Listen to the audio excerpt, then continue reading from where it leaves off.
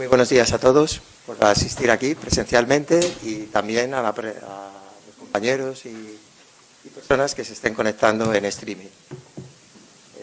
Bienvenidos a la presentación del libro impreso Población, Poblamiento y Sociedad del Atlas Nacional de España.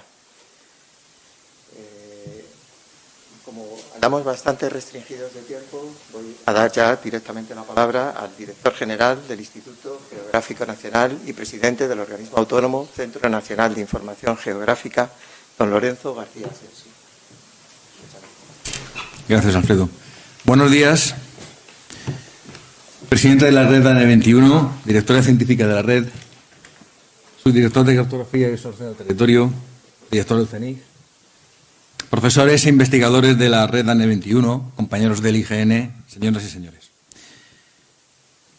Quiero, en primer lugar, en nombre del Instituto Geográfico Nacional y del Centro Nacional de Información Geográfica, ante las actuales circunstancias, por todos conocidas, expresar nuestra más sentida solidaridad a todas las personas que están sufriendo las consecuencias de las recientes y espantosas inundaciones, con un recuerdo muy especial a todas las víctimas. Bienvenidos a este acto, a todas las personas aquí presentes y todas aquellas que nos siguen por streaming, acto en el que presentamos una nueva obra del Atlas Nacional de España, la sección temática Población, Poblamiento y Sociedad, que aborda un tema trascendental, el de los asentamientos humanos, que son, sin lugar a duda, el reflejo de nuestra actividad y nuestro comportamiento social en nuestro planeta. Cuando se aborda un tema ligado a la sostenibilidad y desarrollo de nuestro planeta, es siempre conveniente echar una mirada a los criterios e iniciativas provenientes de las grandes instancias internacionales. Por ello, quiero comenzar citando aquí a la Agenda 2030 para el Desarrollo Sostenible, que en su objetivo ODS 11 nos insta a lograr que las ciudades y los asentamientos humanos sean inclusivos, seguros, resilientes y sostenibles. Y es que, en efecto, la sostenibilidad debe de ser un pilar fundamental en la planificación de nuestros asentamientos, porque la implementación de, por ejemplo, prácticas de construcción sostenibles o la mejora de la eficiencia energética en los edificios son iniciativas cruciales hacia la creación de ciudades más resilientes. Precisamente en el contexto actual nos invade una fuerte crisis de la vivienda, que se ha intensificado en los últimos años, magnificada por factores como el encarecimiento de los precios y la creciente demanda en las áreas urbanas. También la transformación del hábitat rural tradicional y la expansión de los asentamientos rurales son aspectos cruciales, ya que la urbanización no solo afecta a las ciudades, sino que también tiene un impacto significativo en las áreas rurales, donde se están produciendo cambios importantes en los usos del suelo y la dinámica social. Pues bien, el Atlas Nacional de España, cuya responsabilidad y dirección recaen en el Instituto Geográfico Nacional, es una magna herramienta que compila información geográfica sobre el territorio español, incluyendo la expansión de los asentamientos urbanos y la transformación del hábitat rural.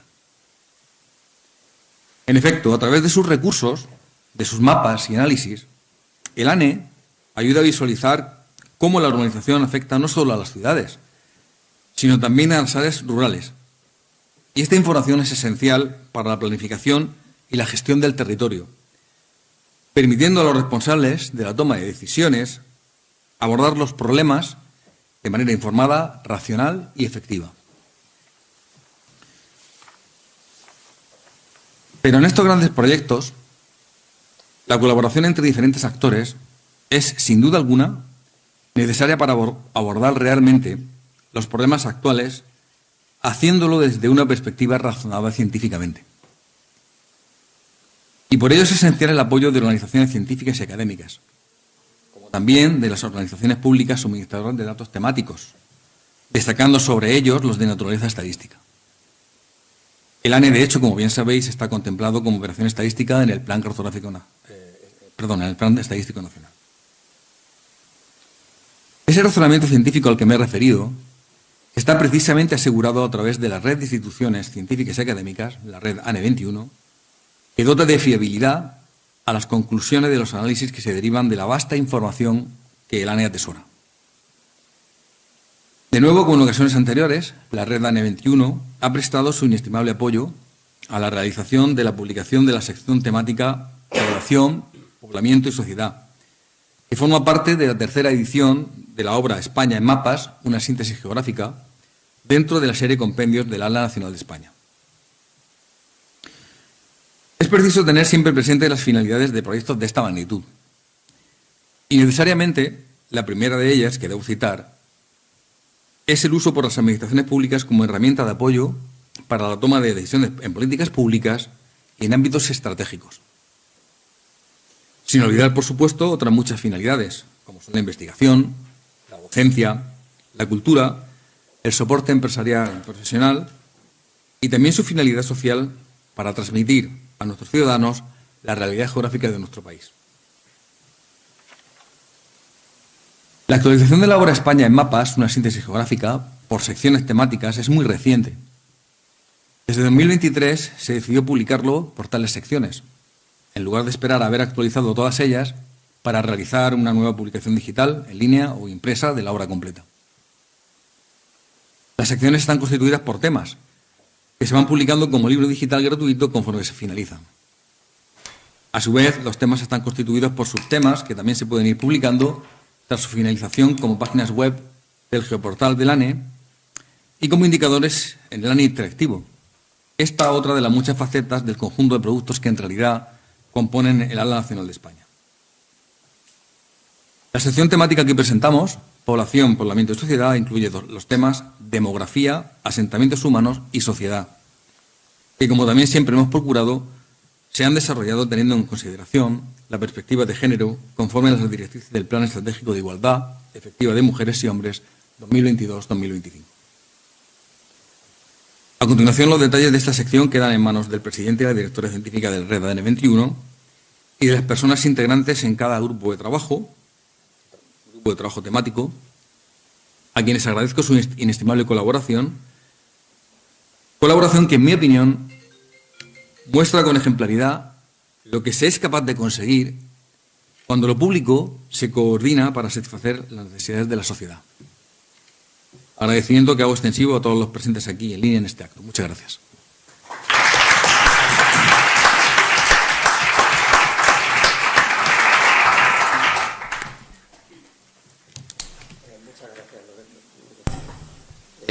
Tiene ahora la palabra el presidente de la Asociación Española de Geografía, presidente de la red ANE 21 de organizaciones científicas y académicas que colaboran en la elaboración del Atlas Nacional de España.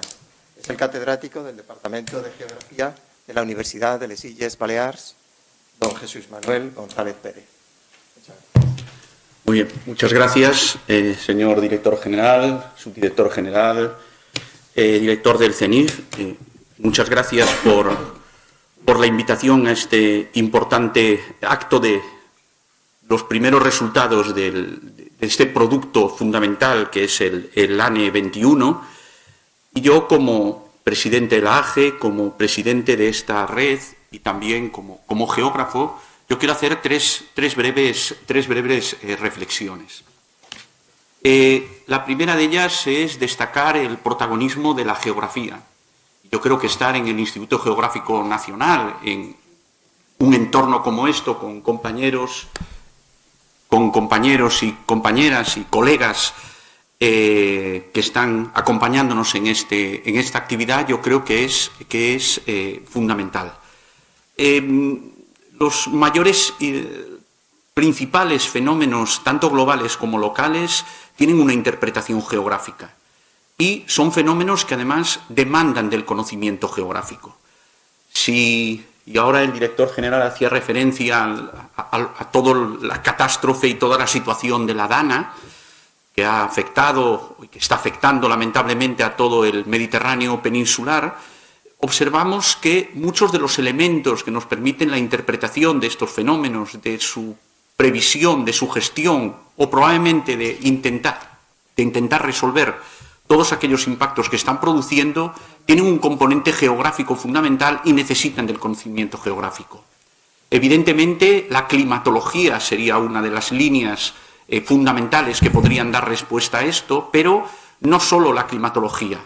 Estamos muchos geógrafos pues, participando en determinados foros, en medios de comunicación, y vemos que hay otras líneas claramente geográficas que están interpretando la DANA más allá de la climatología, que evidentemente lo es, y donde hay dos elementos claves y que ayudan a explicar todo esto, que es la ordenación del territorio y el gobierno metropolitano.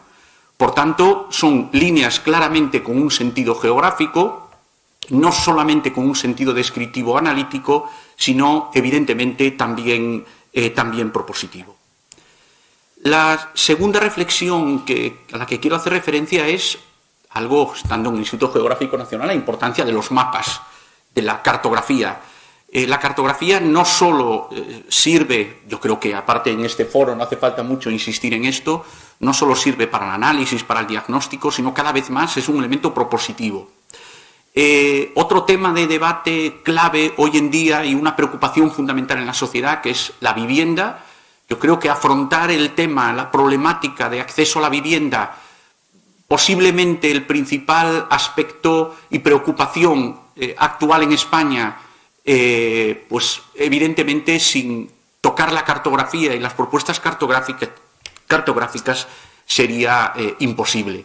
Y esto además ha incorporado incluso a otros profesionales, ¿no? No solo somos los que trabajamos en planificación, los que usamos la cartografía como medio fundamental para la investigación o para cualquier tipo de trabajo aplicado, sino incluso los medios de comunicación.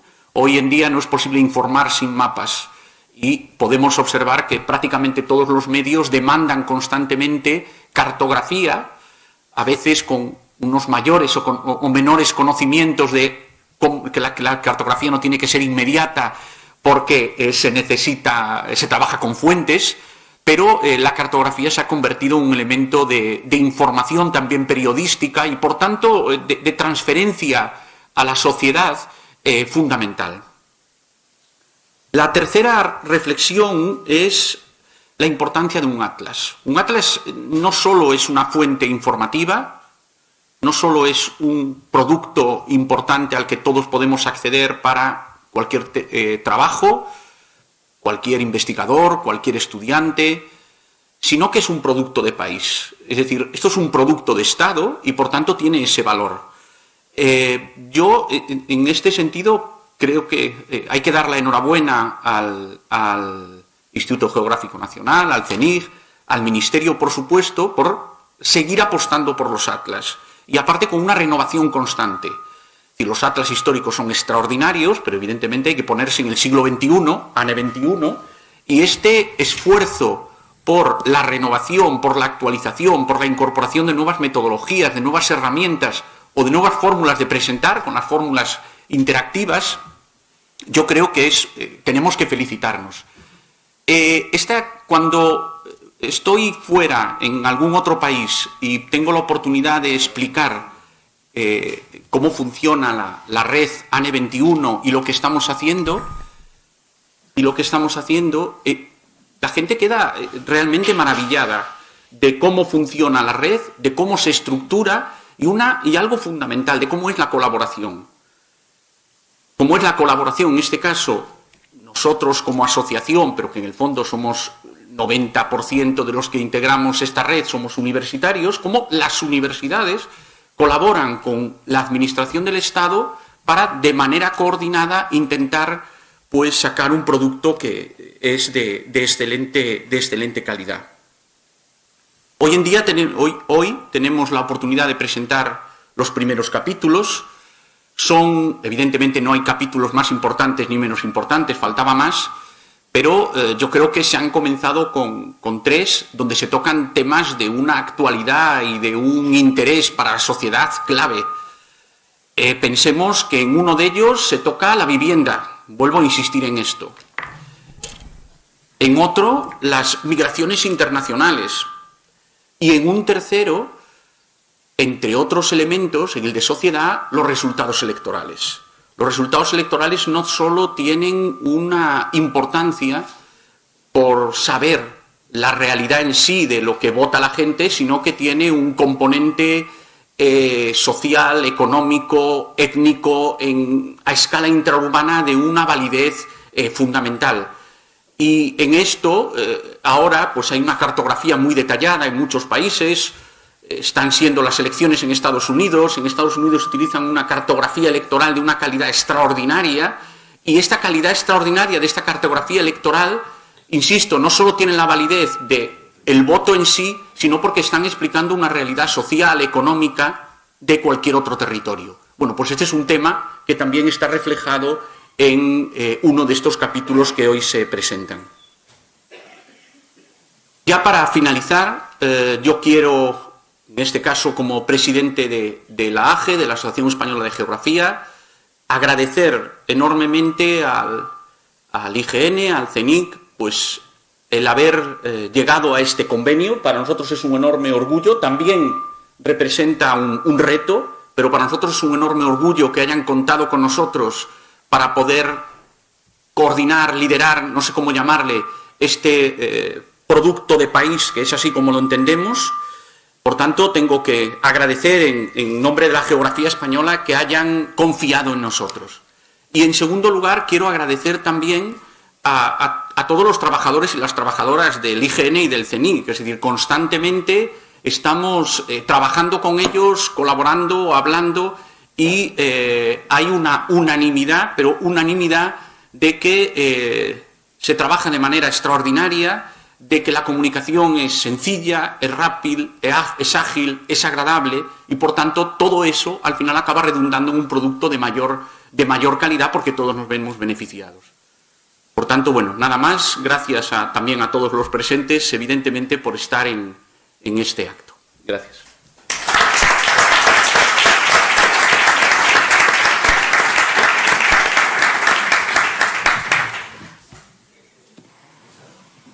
Muchas gracias, Jesús.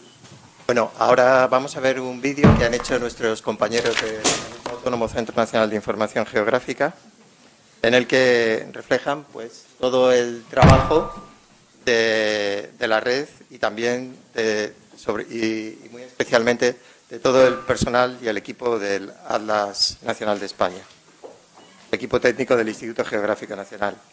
A continuación, después del vídeo, tomará la palabra la directora científica de la red ANE21, catedrática del Departamento de Análisis Geográfico Regional y Geografía Física de la Universidad de Alicante, doña María Hernández Hernández.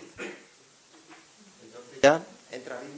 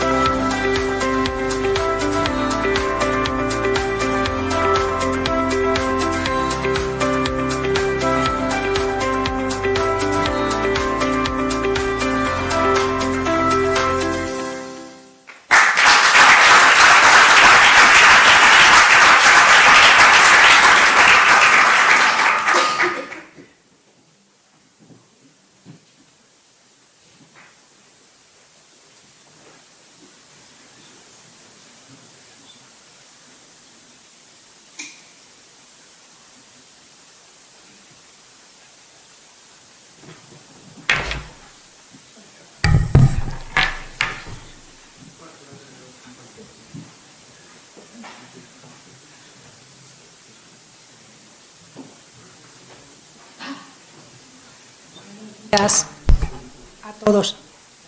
Buenos días a todos y a todas. Soy María Hernández, soy la directora científica de la Red ANE 21. Y antes de empezar esta breve presentación de los resultados de la sección de población, poblamiento y sociedad, quería dar mi agradecimiento, las gracias como directora científica de la red a los miembros, a los técnicos del IGN, a los redactores, a las redactoras, al personal técnico de representación. Si evidentemente la red ANE 21 tiene una parte científica, que somos la universidad, los universitarios, los profesores, los investigadores, estos resultados que tienen aquí, y que hoy es una satisfacción ver esta primera sección, no sería posible sin el trabajo, la constancia y la dedicación que han llevado a cabo las redactoras, porque empezamos siendo sobre todo redactoras, empezaron a hacer sobre todo redactoras, y se han ido incorporando redactores. Y es muy importante, y quiero insistir en esa función, en la constancia, en la búsqueda de datos, los datos cada más actuales, cuando en muchas ocasiones ese dato cuesta mucho de obtener, luego en algunas ocasiones no es representativo, no puede recogerse en el atlas, pero es la calidad de la definición, etcétera. Los resultados, que como verán son magníficos, son excelentes, no serían posibles sin esa dedicación, sin ese trabajo por parte del IGN. Y quiero, antes de empezar los resultados, explicar estos resultados, creo que Jesús compartirá mi indicación, el agradecimiento por estos resultados, por esta calidad, que como bien decía el presidente del AGE, es un atlas del siglo XXI, un atlas con unos temas muy interesantes. Bueno, en segundo lugar, soy la directora científica y voy a presentar los resultados de 3 temas que se han llevado a cabo por 3 coordinadores, que por diversos motivos no pueden asistir a esta presentación.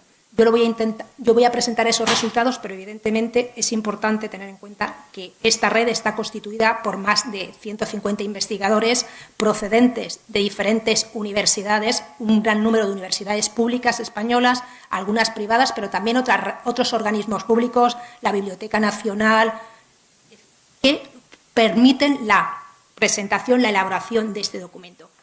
Sin nada más, voy a empezar. Es importante, dentro de esos contenidos y la estructura, la sección 4, que es la que se está presentando, pero el resto de las secciones, tiene una serie de contenidos que es muy importante que tengamos en cuenta.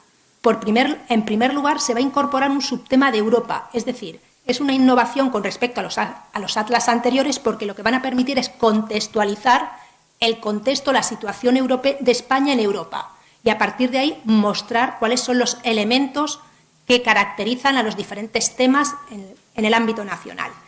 Otra cuestión muy importante es la actualización de los contenidos. Les he dicho que es un atlas del siglo XXI y, como tal, tiene que contener aquellas temáticas que reflejen una sociedad del siglo XXI. Hay temas que en el atlas anterior no aparecían porque no eran temáticas que preocupaban a la sociedad. Cuestiones vinculadas con la vivienda, la gentrificación, el acceso a los cuidados familiares, etcétera, son cuestiones muy importantes que aparecen recogidos en esta sección, pero que también continuarán en las siguientes secciones. Y otra cuestión muy importante, se está trabajando con datos oficiales, datos disponibles, pero datos consolidados. Es decir, esos datos son datos oficiales y, como tales, van vinculados a la actualización de esos datos. Y otro elemento fundamental, y es también una innovación, o en parte una innovación con respecto al atlas anterior, es el análisis escalar. Es un atlas nacional. Por lo tanto, como tal, los datos tienen una visión nacional, pero una visión nacional donde además aparecen representados, dependiendo de la temática, datos a niveles de comunidades autónomas, provincias, municipios, pero también en algún caso, y cuando no es posible, pero es muy representativo la temática analizada, se realizan estudios de caso, a modo de prospecciones que nos permitan poner de manifiesto la relevancia, la trascendencia de esas cuestiones.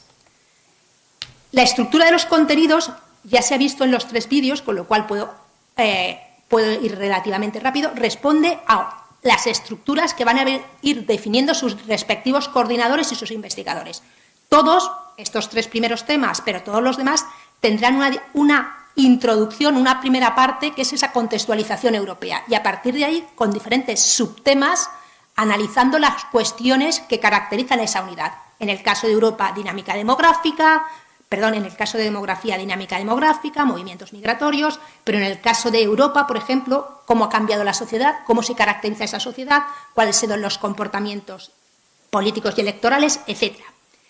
Como les decía, es muy importante poner en valor, comentar la labor realizada por los grupos de investigación, la estructura organizativa. Cada uno de los temas, en este caso los 3 temas que se presentan, demografía, asentamientos humanos y sociedad, están coordinados por un profesor universitario, un investigador, y en cada uno de ellos aparecen una serie de colaboradores científicos. Como ya indicó en su momento el director general del IGN, en estas configuraciones de equipos de trabajo se ha intentado buscar una paridad o favorecer la incorporación de representantes femeninos. Mujeres, no siempre es fácil y es una cuestión importante a tener en cuenta, porque aunque haya un gran número de universitarias, no siempre esa representación aparece recogida en la universidad. Y otra cuestión importante, no solamente esa paridad, sino también una representación territorial, es decir, que estén representados los diferentes territorios, las diferentes universidades. Evidentemente, en este caso, aparecen las universidades que constituyen estos grupos de trabajo. Universidad de Zaragoza, Universidad de La Rioja, Universidad de Navarra, Universidad Autónoma de Barcelona, etcétera, Universidad de Valencia, etcétera. Con esta pequeña presentación y a partir de los vídeos que han visto, voy a hacerles una breve caracterización. No se puede realizar en 30 minutos, en 35 minutos, sintetizar los resultados de los 3 temas. Voy a intentar hacer una pequeña caracterización, pero sobre todo instarles a consultar, bien en papel o bien a partir del geoportal, los resultados de estos 3 capítulos. El primero de ellos, que es el de demografía, es el tema 7, ha sido coordinado por el catedrático Ángel Puello de la Universidad de Zaragoza. Voy a ir comentando algunas de las cuestiones, de los temas, de los objetivos, de los principales resultados y mostrando todos esos resultados, esos recursos que se han ido elaborando. En el caso de la demografía, los objetivos eran muy claros. Desde un planteamiento clásico se analizaba la evolución de la población y sus variaciones y cómo esa evolución de las variaciones pueden condicionar o responden a estructuras demográficas, estructuras económicas, distribución territorial, impactos territoriales, etc. Y además contextualizar el porqué de la estructura y las características demográficas. Ejemplo de algunos de esos recursos que se han visto en el vídeo y que ponen de manifiesto esa importancia, que luego veremos. El incremento de la población española, el incremento constante, hasta torno a los 47 millones de habitantes, aunque veremos que desde el punto de vista de la dinámica demográfica, procesos de baja densidad demográfica, etc. O un elemento que luego nos permitirá y que será el recurso que comentaremos, la edad media de la población extranjera. ¿Qué información nos da ese mapa de recursos o ese recurso para entender la dinámica, los procesos, las repercusiones económicas? Desde el punto de vista de la demografía en Europa, ¿qué hace que sea el equipo de Ángel Puello y el propio profesor Ángel Puello ha hecho? Se compara y se contextualiza la realidad de España con el resto de los países europeos, tanto en magnitud cuantitativa como por el valor de indicador. Y además se analiza y se prioriza qué efectos demográficos, el envejecimiento, la fecundidad, la tasa, el saldo migratorio, tienen en relación a España y los países europeos. Aquí lo que aparece, o en este recurso, lo que se manifiesta es esa tasa y saldo migratorio de los países de la Unión Europea. Con diferentes variables, lo que nos está representando, por un lado, es el volumen, pero también el porcentaje de población extranjera. Evidentemente, hay países de pequeño tamaño donde el porcentaje de población es muy significativo, pero evidentemente lo relevante es aquellos países con mayor densidad, con mayor volumen de población. Hecho esa contextualización, como les decía al principio, las variables o los elementos fundamentales son los que tienen que ver con la dinámica demográfica, con los procesos de evolución y estructuras demográficas que caracterizan al Estado español. Lo que se ha valorado, lo que se ha realizado en un primer momento ha sido cómo se distribuye la población y las variaciones de la misma. Es decir, cómo ha ido cambiando la población, la distribución de la población desde el 2001 hasta el 2021. Y lo que va a ponerse de manifiesto y será una constante, tanto en el tema de demografía como en el tema de poblamiento, es la existencia de grandes áreas, áreas metropolitanas, como puede ser Madrid, la Comunidad de Madrid, la provincia de Barcelona o todo el eje litoral, junto a otros territorios de origen industrial, País Vasco, que van a ir concentrando cada vez mayores contingentes poblacionales. Y eso va a generar repercusiones importantes desde el punto de vista de los servicios, los equipamientos, la ordenación del territorio y, si me permiten, en algún caso, hasta la ocupación de áreas de riesgo y con los consiguientes efectos ante unos procesos de dana, inundaciones, etc. El segundo elemento fundamental a tener en cuenta es la importancia del crecimiento de la población. Se va a ver, hemos visto que la población española sigue registrando un crecimiento positivo a pesar de que se tengan tasas de fecundidad bajas o saldos vegetativos también regresivos. O algunas de las otras elementos, como pueden ser las tasas de mortalidad, donde se evidencia esa evolución de una sociedad terciarizada, una sociedad donde la tasa de mortalidad va increciendo, se aumenta, además del pico de la COVID, por cuestiones vinculadas al envejecimiento biológico de la sociedad. Somos una de las sociedades con la tasa de envejecimiento más elevada, pero paralelamente una disminución muy importante de la tasa de mortalidad, gracias a los avances sanitarios. Pero también es importante y se va a analizar los cambios sociales y económicos y cómo incide en los modelos de familia, en las estructuras reproductivas, etc. Se ha hablado, ha aparecido en el vídeo, la importancia de la migración. Uno de los elementos que se analizan también es la cuestión de la migración, de los flujos de los emigrantes y lo de los inmigrantes, y cómo la llegada de población inmigrante pone de manifiesto la dinámica económica, social, territorial española, pero también esos flujos pasados que pueden aparecer representados en el mapa que tienen aquí, donde se representan a los españoles en el extranjero y donde aparecen grandes áreas que concentran parte de esos extranjeros o de esos españoles en el extranjero, que se vincularían en algún caso a procesos históricos, los grandes flujos de inmigración del siglo XIX y los descendientes de ellos, en otros casos los flujos de migración vinculados al éxodo rural de los años 60 y los últimos que irían vinculados a la emigración de personal con alta capacitación. Pero también es muy interesante, y aparecen esos recursos, algunas cuestiones que se analizan en este tema, pero también en el tema de sociedad, como es los cambios en las tipologías de familia, la población, la llegada de inmigrantes y la distribución de ellos y la feminidad, la incorporación creciente de la mujer al trabajo. O cómo aparecen esos flujos de extranjeros, esos extranjeros, dependiendo de su nacionalidad, y eso determinará tipos diferentes. Ejemplo, aquí, en este recurso, se evidencian la importancia de los europeos procedentes de la Europa A27, el resto de la Europa, pero sobre todo es muy importante los que aparecen asociados a Marruecos, Latinoamérica y China. No les hago más indicaciones porque en el recurso insistiré en ello. Como conclusión, y eso permite que luego consulten, ¿qué se ha intentado en este mapa de o en este capítulo de demografía? Una síntesis para poner de manifiesto los factores clave de la demografía y sus implicaciones socioterritoriales. Dependiendo de la distribución de la población, tendremos servicios, equipamientos, dependiendo de una población envejecida, se requerirán unos servicios u otros, etc. También se ha visibilizado, y será una constante, y es un elemento que se ha insistido mucho en el Atlas, es la visibilización de la diversidad y de lo femenino en las características de la estructura, de la distribución y la composición demográfica.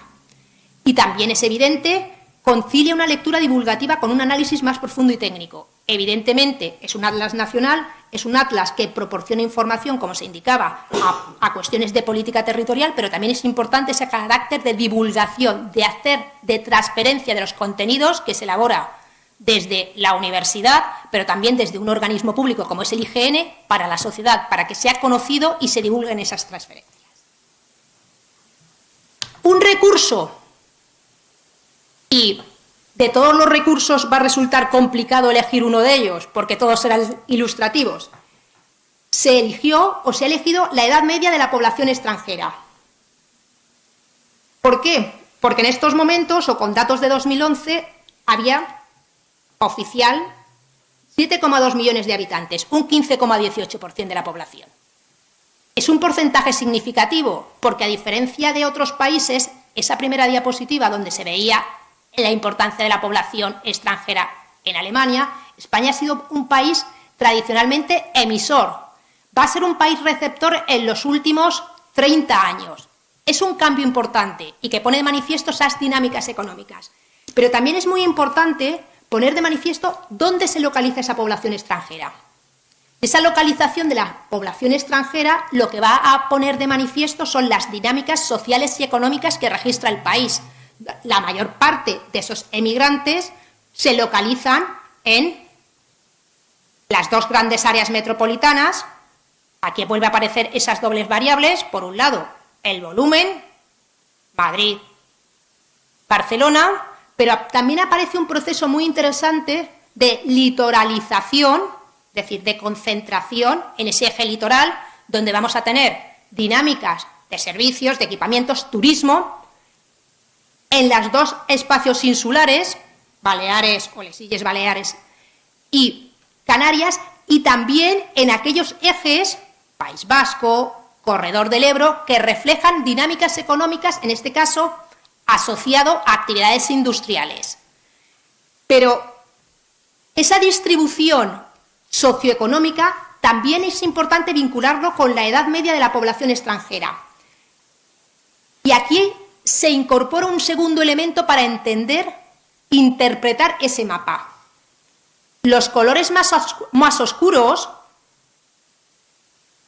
representan a población inmigrante con edad media superior a los 44 o los 45 años, es decir, frente a aquellos colores más claros que representarían emigración más joven.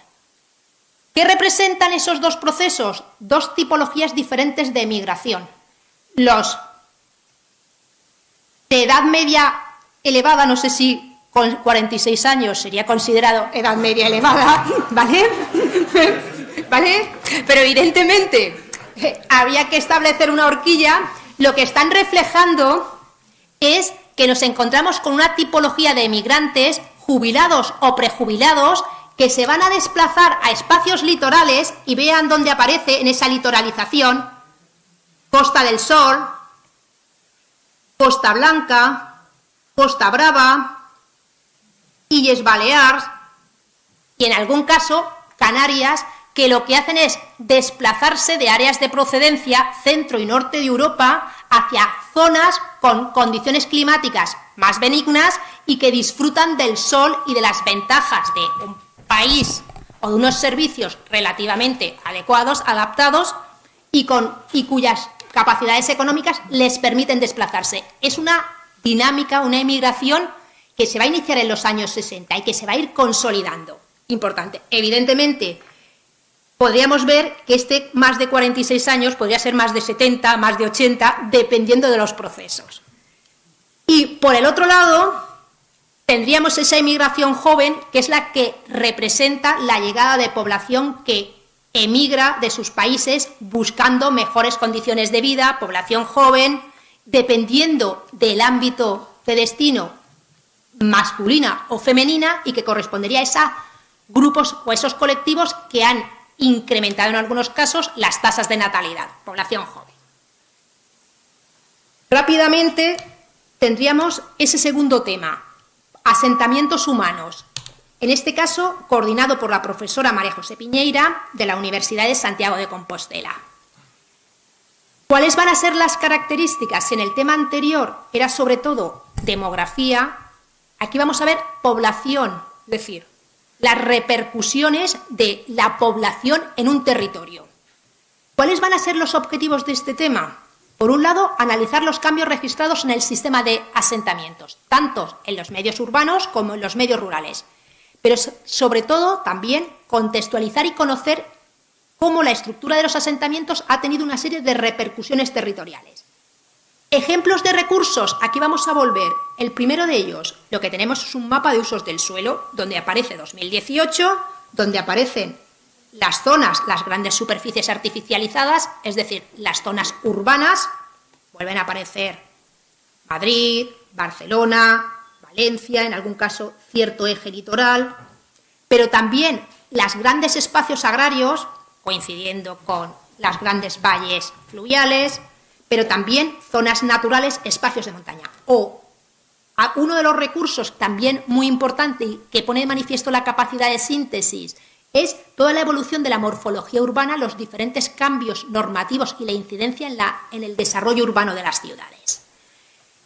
Igual que en el caso anterior, hay una contextualización europea y lo que se va a hacer es comparar la realidad de España en el contexto europeo, tanto por magnitud, es decir, magnitud de áreas urbanizadas, intensidad, grados de urbanización, pero también regímenes de tenencia de la vivienda para entender la relevancia, la trascendencia de la vivienda y su contextualización en el caso europeo.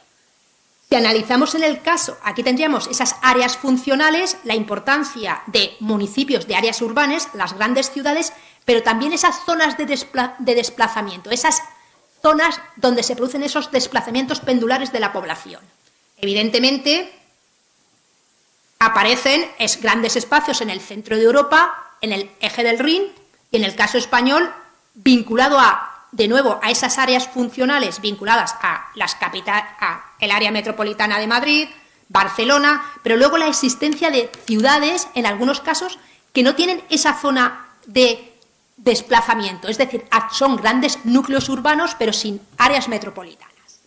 Pero también aquí es importante esa contextualización.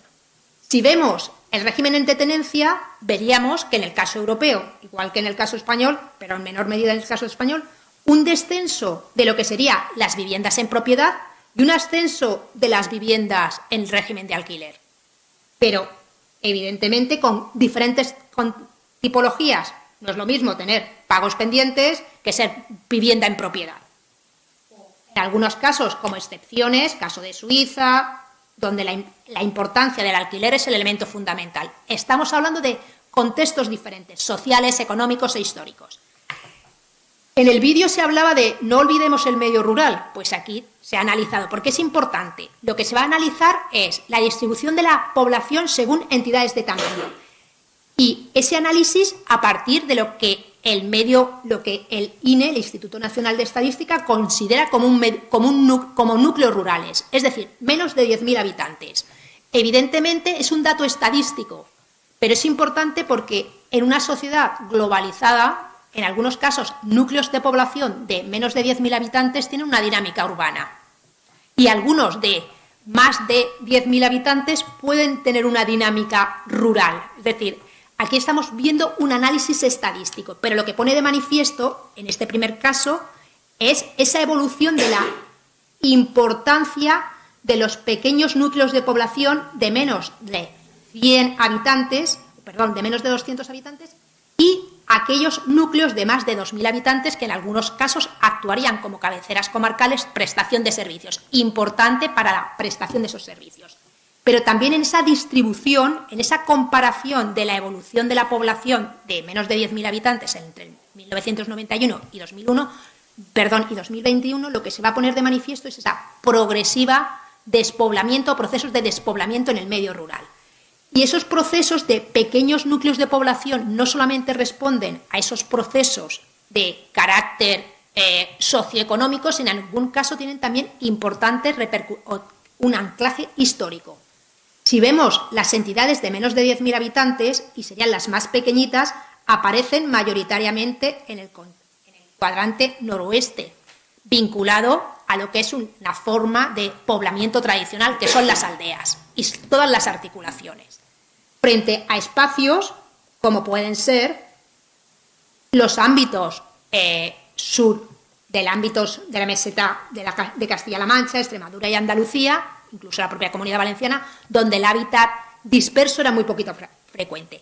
Pero también es importante, además de esa evolución de las dinámicas de la población en núcleos de población de menos de 10.000 habitantes, entre 1991 y 2021, ver cuáles han sido las transformaciones que se producen en el hábitat rural tradicional y que van a condicionar una serie de repercusiones territoriales importantes. En el medio rural ya no es un medio rural plano, donde el medio rural solamente producía materias primas, va a empezar a producir servicios. Y en ese proceso de producción de servicios van a aparecer nuevos usos, como son los residenciales, van a aparecer usos vinculados a la deslocalización de actividades industriales, van a aparecer, en algunos casos, nuevas actividades vinculadas a las granjas o las plantas de producción energética, áreas de abandono, procesos de desarticulación, y todos ellos tienen una serie de repercusiones sociales y territoriales y medioambientales muy importantes. Y eso va a dar lugar a que en este apartado se analicen procesos de abandono junto a procesos de transformación e intensificación. Y en algún caso, esos procesos de transformación se reflejan en otro recurso, como es las variaciones en los usos del suelo. En este caso, la isla de Canarias era uno de esos estudios de caso que permitían ver esos elementos. Si importante ha sido el sistema o los cambios que se producen en los ámbitos rurales, también ha tenido una notable trascendencia, y Jesús, el presidente de la AGE, ya hablaba de la importancia de la vivienda y la cuestión de la problemática de la vivienda, son las transformaciones que se producen en los núcleos de población de más de 10.000 habitantes. Lo mismo que en el caso anterior, se analiza la evolución entre 1991 y 2021. Distribución de los núcleos de población de más de 10.000 habitantes. Y aquí empezamos a ver cómo los análisis de los recursos muestran relación entre unos temas y otros. Aquí estamos viendo la distribución de la población en núcleos de más de 10.000 habitantes. De nuevo, igual que sucedía, por ejemplo, en la demografía, se ven, evidentemente, las dos grandes áreas metropolitanas, pero volvemos a ver esos procesos de cierta litoralización a lo largo del eje del Mediterráneo, Canarias, Baleares, y luego las grandes ciudades vinculadas a actividades industriales, País Vasco, el triángulo de Gijón-Avilés, determinadas ciudades o ámbitos gallegos, las grandes capitales, pero también procesos importantes. Proceso de despoblamiento, de pérdida de funciones en el centro y de despoblación. Junto a esos procesos de evolución también se van a analizar cuestiones vinculadas a procesos de macrocefalia urbana. La macrocefalia urbana entendida como concentración de la población en un núcleo de población, y como concentración de población las repercusiones que tiene en la prestación de servicios, de equipamientos. Y aquí hay un proceso muy interesante que explica esa articulación, esa ordenación del territorio. Frente a la concentración o la acentuación en las áreas interiores, despoblamiento, reducción de las macrocefalias en las áreas litorales, vinculado a esos procesos de difusión en muchos casos de usos turísticos residenciales, servicios, equipamientos. Además de esos análisis, se va a hacer un estudio importante de las nuevas áreas funcionales. Se hablaba de la importancia de nuevas metodologías. Tradicionalmente se hablaba de áreas metropolitanas. En este capítulo se va a introducir un nuevo concepto, que es el de área urbana funcional, y lo que se analiza son cómo se delimitan esos espacios a partir de la movilidad, de las relaciones que se establecen entre unos ámbitos y otros, entre unos municipios y otros. Y eso determina que se hable del núcleo central y de determinadas coronas, vinculada a esa movilidad de los ciudadanos o de la ciudadanía, y las repercusiones que ello tiene desde el punto de vista de los equipamientos, las infraestructuras, el transporte. O también es importante la caracterización de la dimensión sociodemográfica, es decir, cómo incide el sistema urbano en cuestiones vinculadas a renta de población, distribución de la población extranjera, gentrificación, etcétera. Es decir, y aquí volvemos a tener esos pequeños estudios de caso. ¿Por qué? Es evidente que es imposible presentar, o sería poco representativo o poco visual, analizar procesos de renta a nivel de todo el territorio nacional, pero sí son representativos en algunos estudios de caso. Planificación y vivienda. tema importante, tema representativo, constante en los medios de comunicación. ¿Qué se va a analizar? ¿Cuáles han sido los factores que explican el crecimiento del parque de viviendas desde la década de los 90, asociado a todo un proceso de actividades de inversión y el estallido de la burbuja inmobiliaria? Pero también, no solamente el crecimiento del parque de viviendas y las causas que explican ese crecimiento, sino también, y muy importante, el análisis del régimen de tenencia, es decir, propiedad, alquiler y, sobre todo, los factores que limitan el acceso a la vivienda, que es una de las cuestiones clave de actualidad y que explican las tensiones en algunos de los territorios, sobre todo de uso turístico residencial. Y también se van a explicar cuestiones vinculadas con esa evolución, como pueden ser las ejecuciones hipotecarias, los desahucios o los problemas de alquiler. Es decir, aquí aparece una de esas cuestiones de un atlas que responde a las preocupaciones de la sociedad y que proporciona contenido, información que explica esos procesos. ¿Cuáles han sido algunos de los recursos? Ya aparecían en el vídeo. En el documento tienen más. Aquí, hogares según régimen de tenencia. Evidentemente, aparece variación de la propiedad entre el 2011 y el 2021. Lo que predomina en muchos casos es que el porcentaje de propiedad va disminuyendo, pero sobre todo lo que empieza a aparecer es esos elementos de reducción. Otra cuestión que analizaremos vinculado al régimen de tenencia es el alquiler medio mensual de la vivienda. Aquí lo que aparece es, por un lado, el alquiler, es decir, el porcentaje del precio del alquiler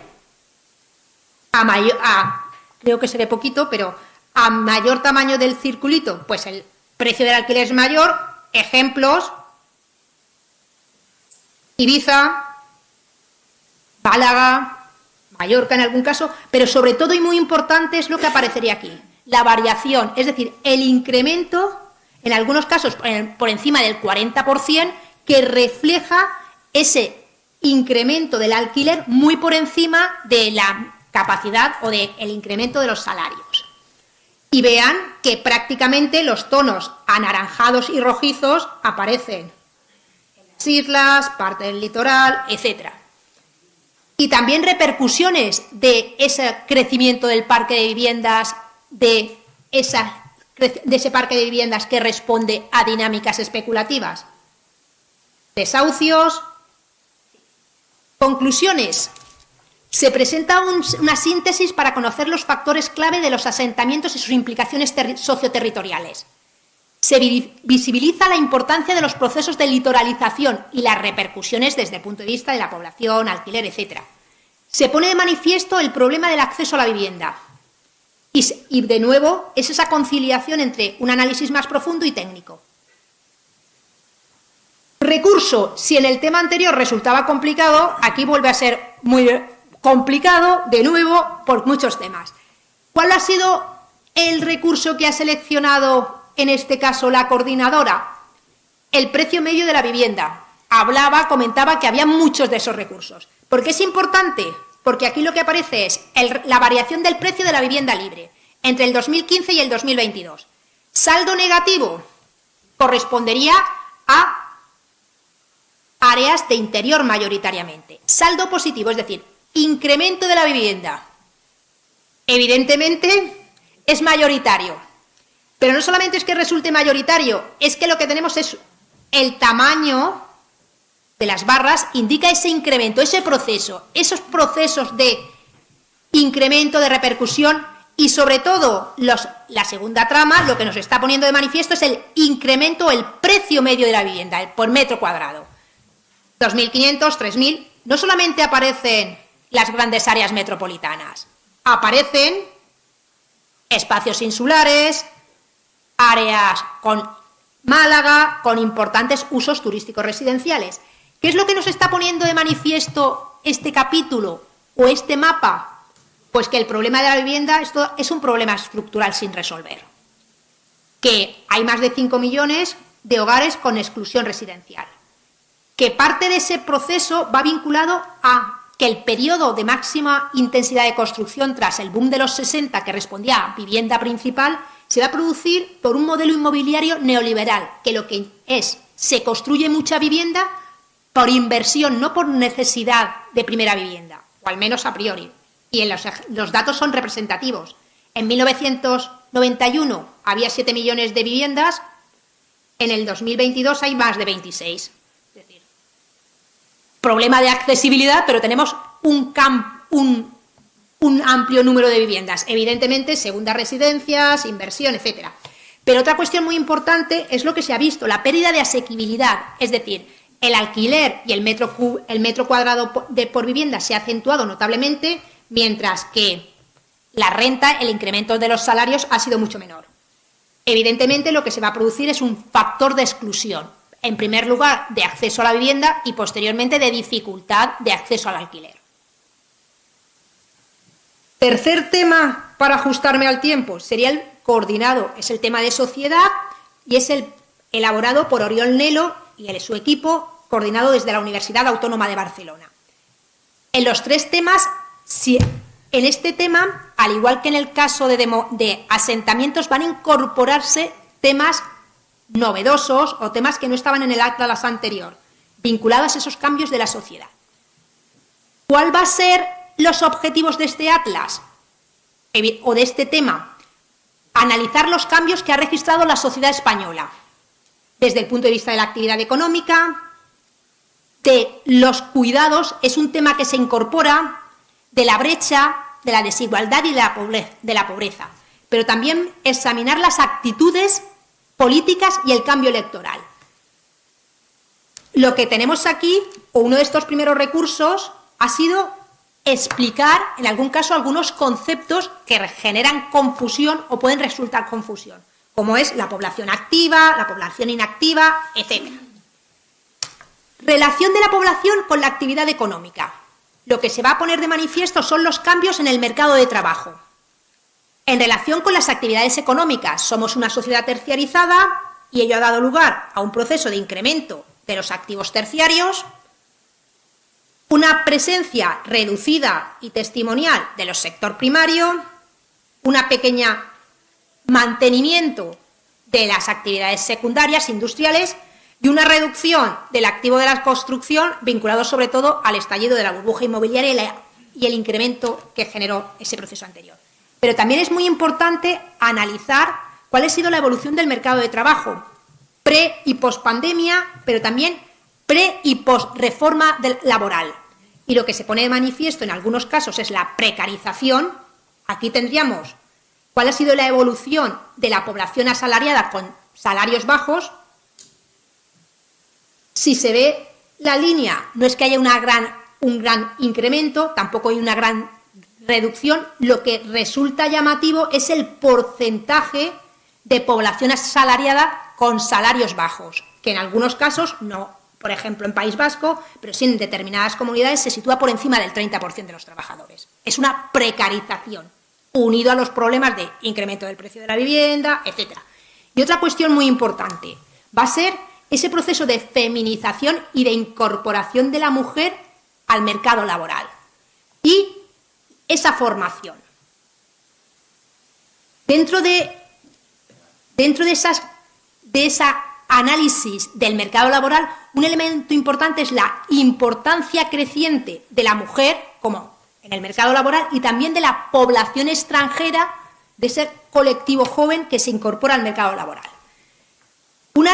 Un tema nuevo, o en realidad una reorganización de los contenidos, fue el que tuvo que ver con los cuidados y la brecha de género. Es decir, se va a analizar la masiva incorporación de la mujer al mercado laboral, pero también la importancia que tienen los cuidados como actividad económica o actividad que genera dedicación por parte de la mujer y las brechas que se producen en esas tareas. Diversos han sido los recursos analizados o considerados para poner de manifiesto ese proceso. Algunos de ellos: evolución de la tasa de empleo según número de hijos. hombres sin hijos, mujeres sin hijos. La brecha, esa pequeña brecha de en torno a los 10 puntos entre hombres y mujeres.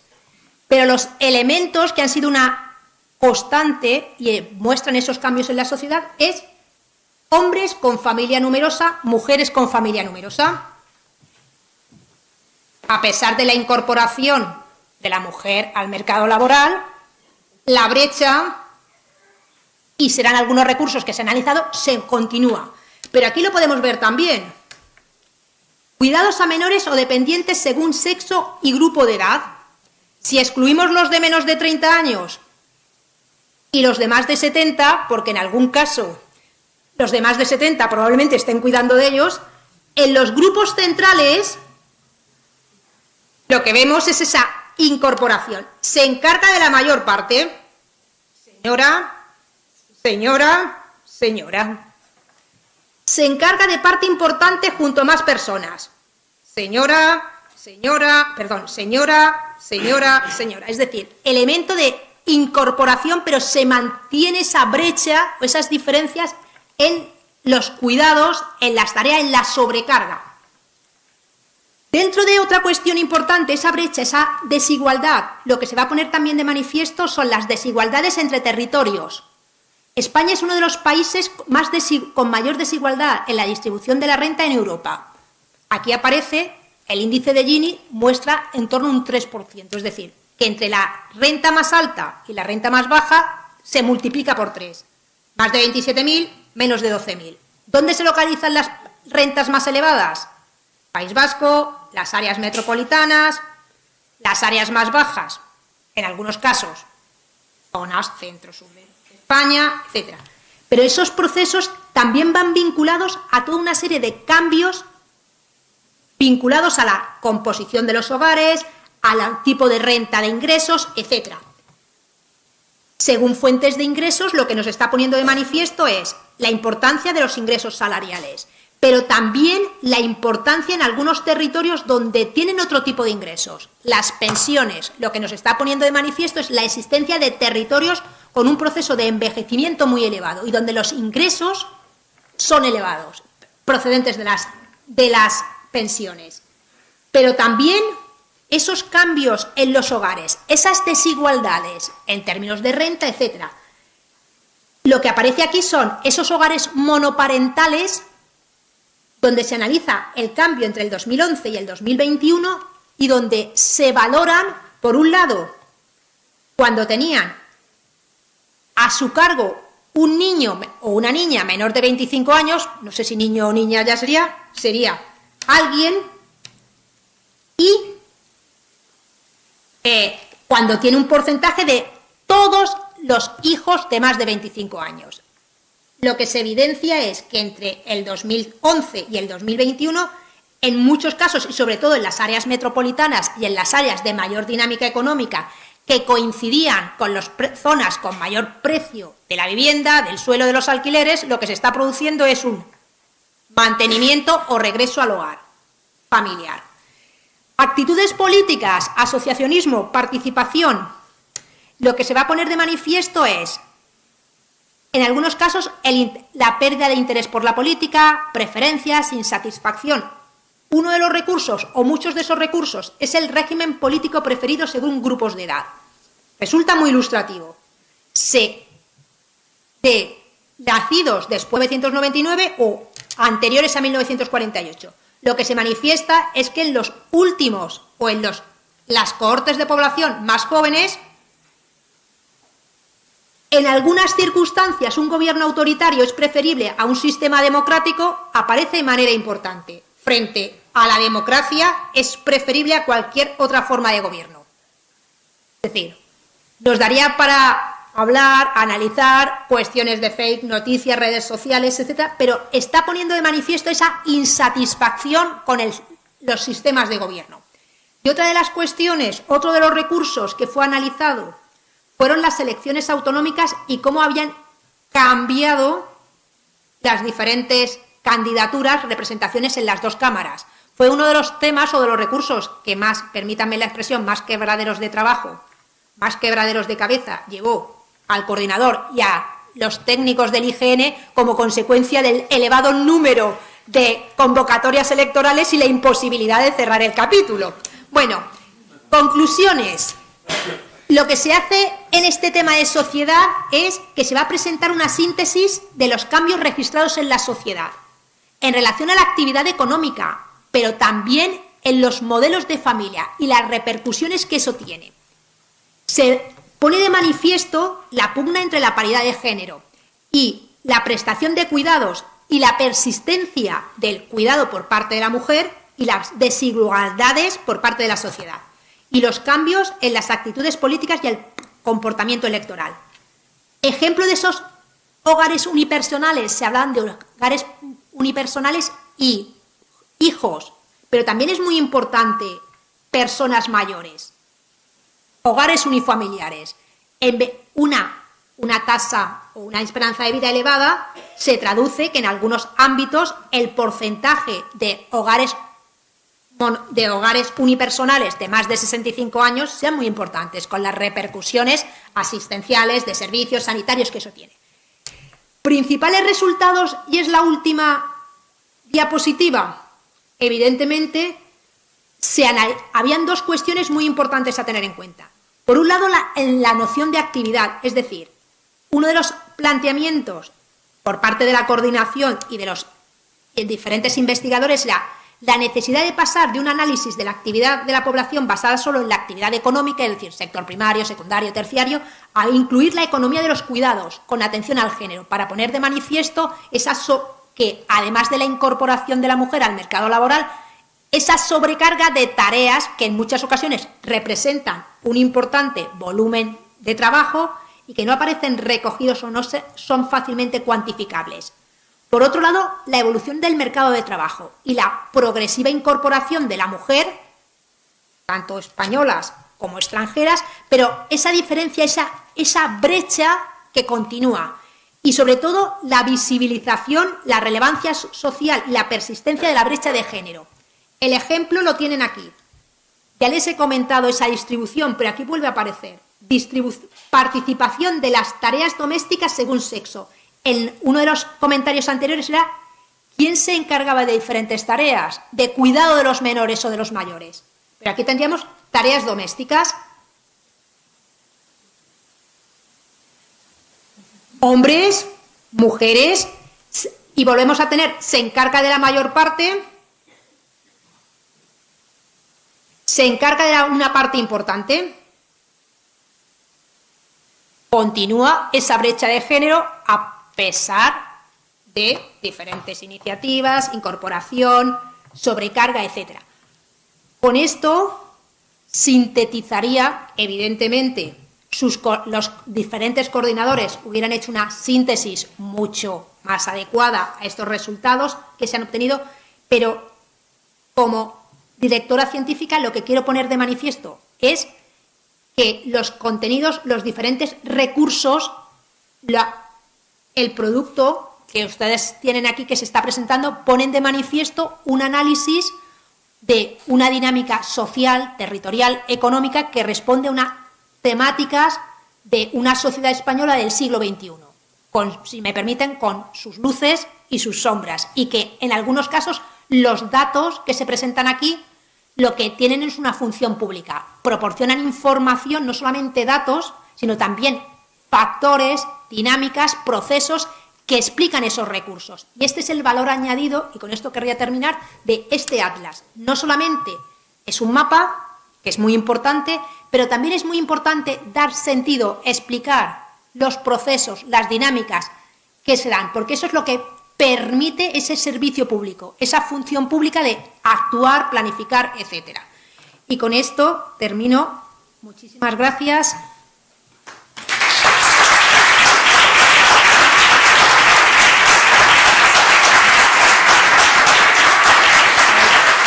Un momentito. El aplauso debe de ser para los miembros, las redactoras y el equipo técnico. Todos ellos deberían de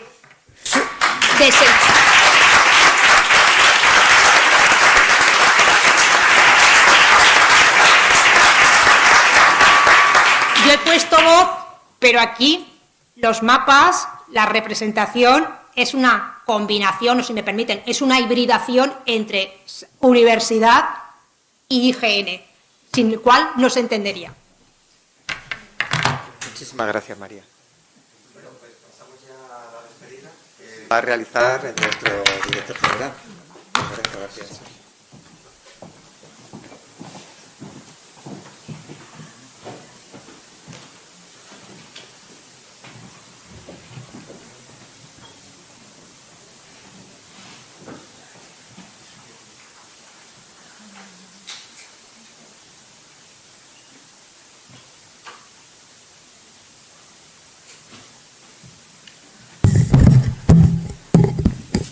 Bien, pues la verdad es que poco se puede decir ante la contemplación de un trabajo que, si bien aquí se ha expuesto como un resumen, lo que ha quedado bien claro es que detrás hay una cantidad de información, de procesos y sobre todo de trabajo en colaboración inmenso, absolutamente inmenso, sobre un tema además que hoy está muy en candelero. O sea, no creo que se haya hecho con la intención de que esté contextualizado en el momento actual, pero de hecho lo está, con lo cual cobra todavía más importancia. Entonces,